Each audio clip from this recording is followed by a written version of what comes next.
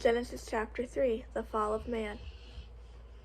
Now the serpent was more subtle than any beast of the field which the Lord God had made. And he said unto the woman, Yea, hath God said, Ye shall not eat of every tree in this garden?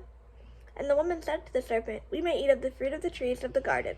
But of the fruit of the tree which is in the midst of the garden, God hath said, Ye shall not eat of it, neither shall ye touch it, lest ye die.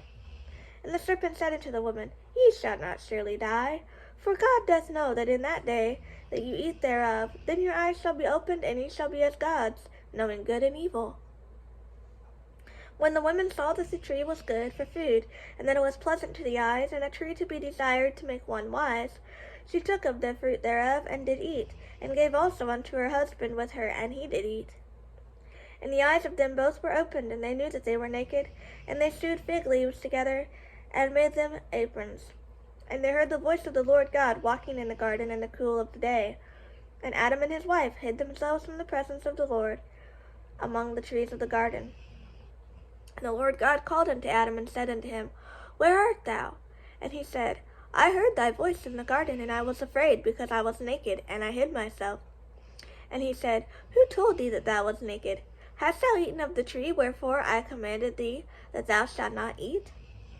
And the man said, The woman who thou gavest to be with me, she gave me of the tree, and I did eat. And the Lord God said to the woman, What is this that thou hast done? And the woman said, The serpent beguiled me, and I did eat. And the Lord God said to the serpent, Because thou hast done this, thou art cursed above all cattle, and above every beast of the field. Upon thy belly shalt thou go, and dust shalt thou eat all the days of thy life.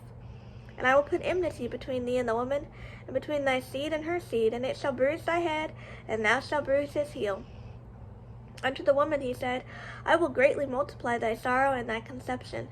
In sorrow thou shalt bring forth children, and thy desire shall be to thy husband, and he shall rule over thee.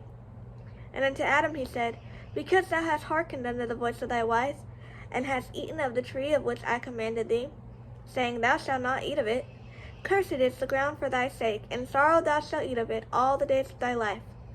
Thorns also and thistles shall it bring forth to thee, and thou shalt eat of the herb of the field. In the sweat of thy face shalt thou eat bread, till thou return unto the ground, for out of it wast thou taken. For dust thou art, unto dust thou shalt return. And Adam called his wife's name Eve, because she was the mother of all living. Unto Adam also and to his wife did the Lord make coats of skin, and clothed them.